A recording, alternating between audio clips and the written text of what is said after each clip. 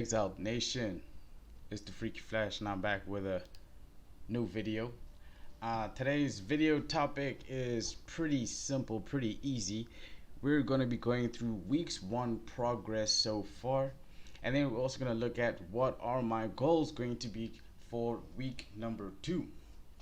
So the first week of playing, we have done quite a number of things.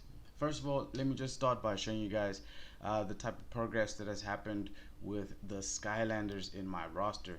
Alright, so in this first week, as you can see, my main team is Stealth Elf, Flash Wing, Spitfire, and Igniter. With my main team, majority of my team members, I've been able to transcend them to max. So that's your Stealth Elf, your Flash Wing, and your Igniter.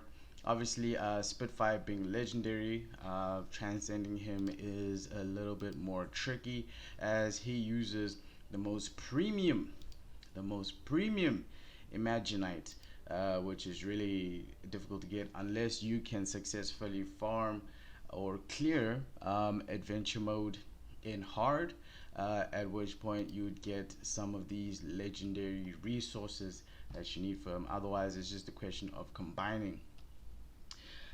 In the first week, as you can see, any of my main team that was not super boosted to max, I was able to super boost them to max.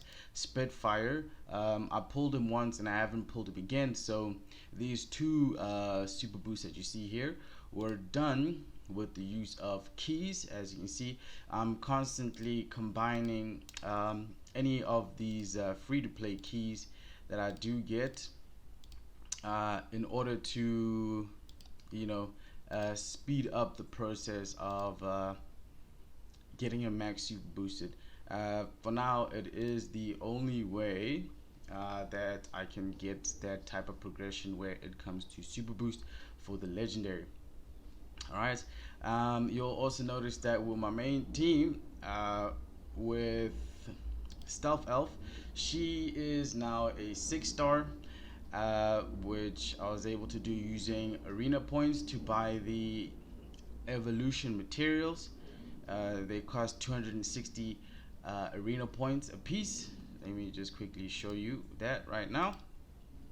So basically, like I said in my previous video, you want to kind of put more importance on buying this ultimate evolution splendor, because this is how you're going to quickly get a 6-star and quickly 6-star a lot of your units, since you're going to be doing arena twice a day, 10 times 10 battles in a day on both kind of refreshes, right?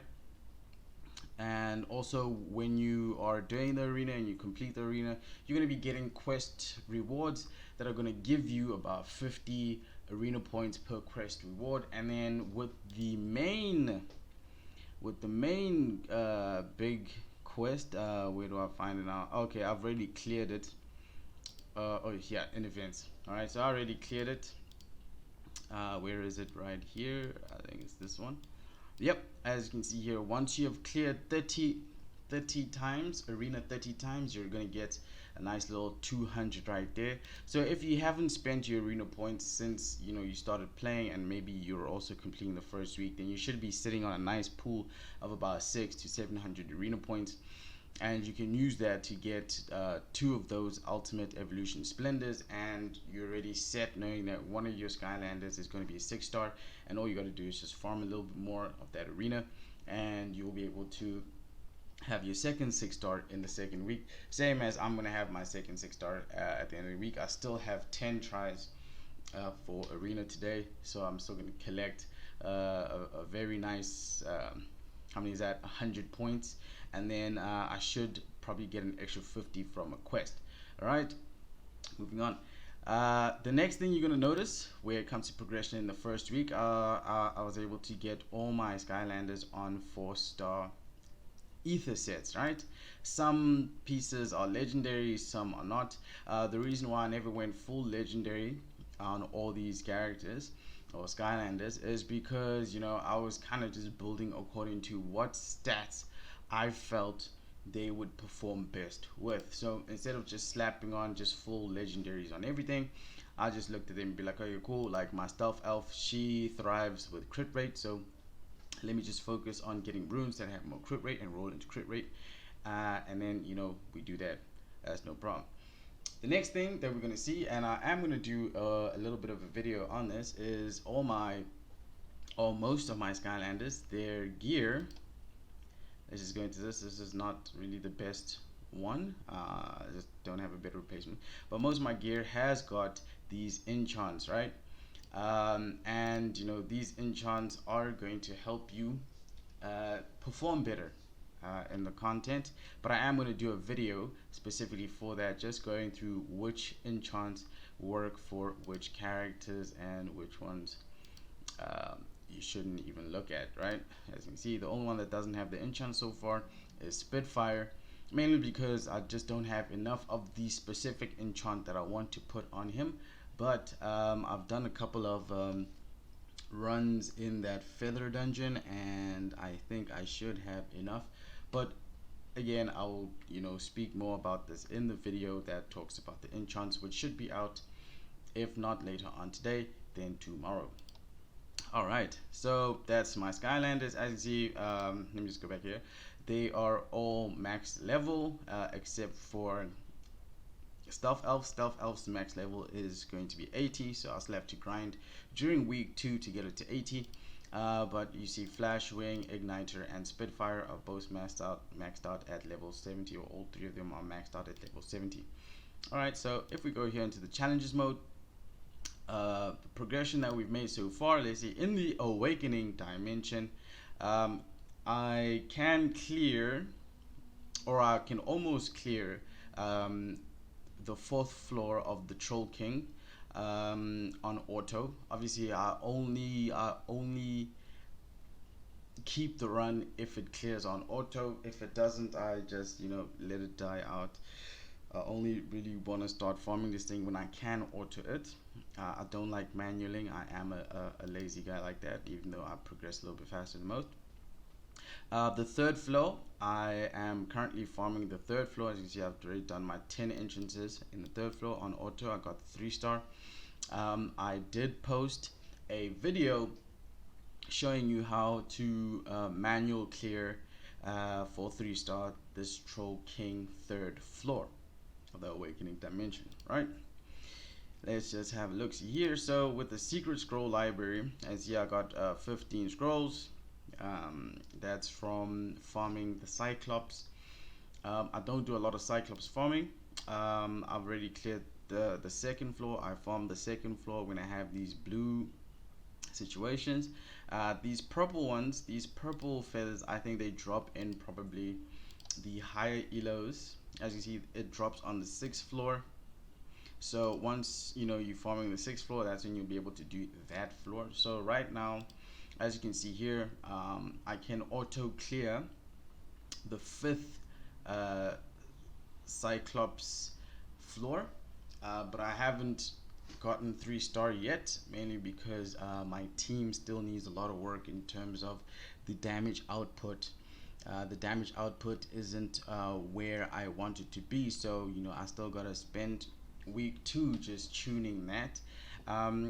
I have considered just doing just those little random farms, manual farming, C5, in order to get these 5-star legendary ethers, but I feel like it's gonna take away from my overall progression, because what I am focused on is getting my team naturally strong as possible before starting to actually get into gear and all of that. Alright, let's go into the Mirage Tower. So my Mirage Tower progress, I just kind of stopped at floor 38. Main reason was not that I can't defeat floor 38. I can manual floor 38. I did get to the final boss and I got him to about 10% HP before I just exited the fight on manual. The only thing was, because my team can't auto the fight, that's why obviously I don't keep the clear, right? I only keep clears for all the auto battles, because for me, I feel like if my team can auto clear, it just makes life so much easier. I don't have to really pay that much attention. So far I'm at floor 38. Week two's goal would be to get to floor 45, right, which is all the way up here. And then week three, I'll just probably clear the rest of Mirage Tower, right? So I should be able to do it.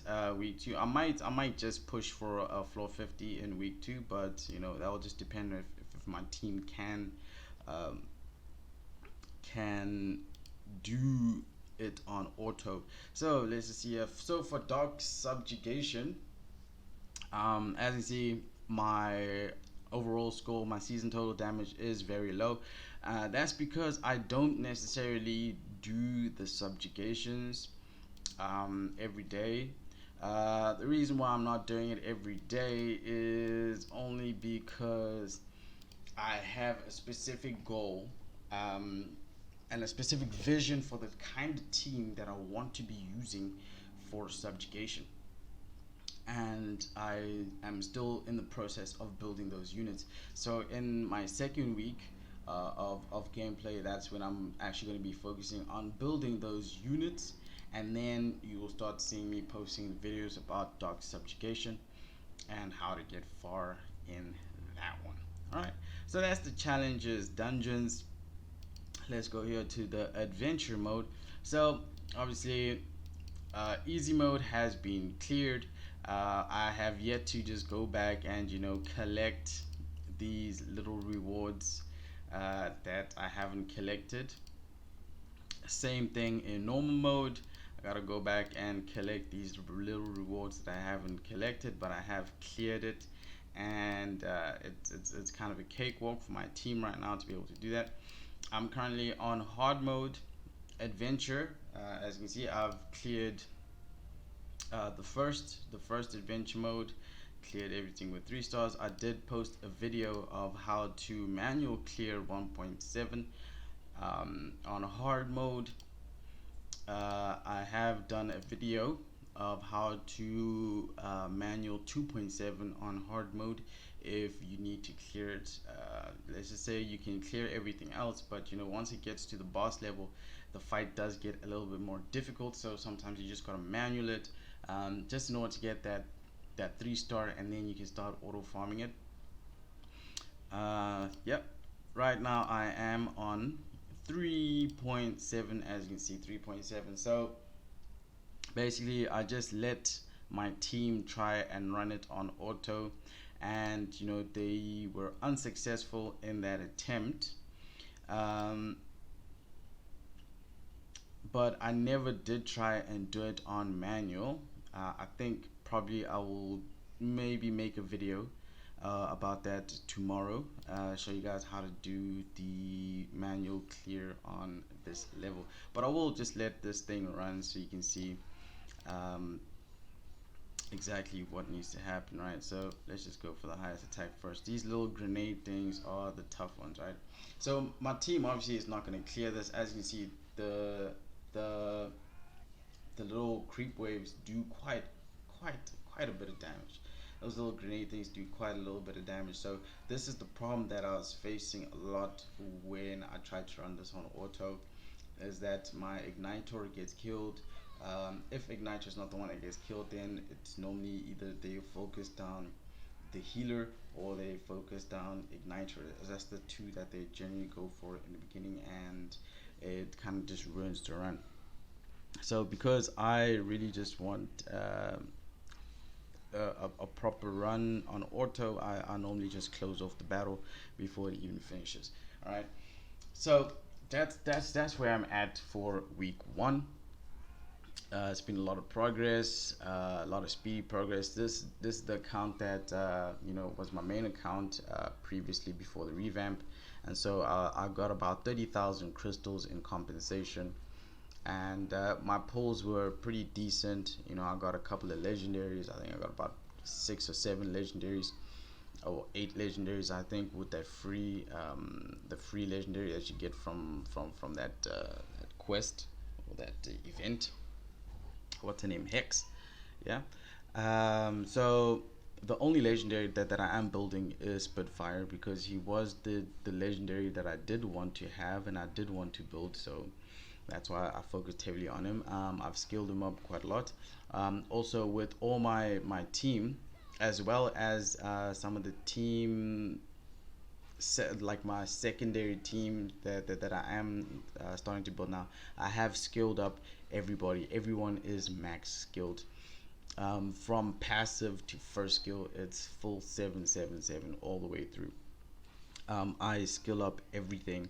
I want all my Skylanders to have um, the most chance in order to do the most amount of damage, every single time without fail. So that's why I prioritize just skilling up everything in one go. I'll use crystals to get to buy that extra gold, just to achieve that end.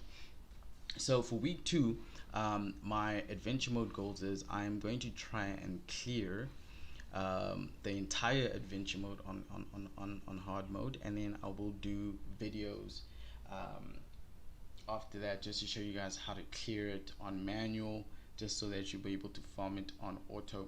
Now, if you find yourself in a situation where you are trying to farm up levels for your secondary units that you want to have included in your subjugation team, or you want to now build a PvP team, and you need to skill up, or you need to level up some heroes that you hadn't leveled up before, I wouldn't suggest that you do your leveling process in hard mode. The reason why I wouldn't suggest you do it in hard mode is because the combat power requirement is very high, and the damage output that just the entry waves before you even get to the boss, the damage that they output is pretty big. So in order for you to be able to farm it successfully, you'd only be able to level up one Skylander at a time, which isn't very efficient. So the best thing for you to do would be to go back into normal mode, stick in maybe 2 Skylanders in there that are pretty beefy. So if you have a 6-star, you put in one of your 6-star units in there, and then you put in a secondary healer. So if your main healer is Flashwing, let's just say you have a Gorilla Driller, so then you'd start building up a Gorilla Driller and you slap him onto that team, and then 2 other spots, the 2 other spots would go to whatever other units that you're busy trying to level up, and that way you'll be actually leveling up more efficiently. You'll be getting your evolution mats that you need in order to get another 6-star later stage, when you start combining all your evolution splendors to make those legendary versions, or the ultimate versions as they're called. So I mean, that's the little tidbit that I can give you there when it comes to grinding experience, because like pretty much I grind experience all day, every day. That's all I'm doing. I'm grinding experience. So yeah, I hope you guys enjoyed that video. And also, just real quick, if people are busy wondering, y'all are busy seeing the slits here. This is actually a workout top. So I was actually working out, so it does have these little slits just so that my arms and stuff can breathe. Also have metal studs running down the back for temperature control. It's pretty interesting. So if you were just wondering like, why is your shirt like that, is that's what it is. So I mean, I'll check you guys in the next video. Just keep watch for the videos going to come out that's going to explain the enchants, and also the videos that are going to come out that are going to be looking at these hard modes and how you clear them. And also check out the video that shows you how to 3-star floor 3 of the Troll King dungeon.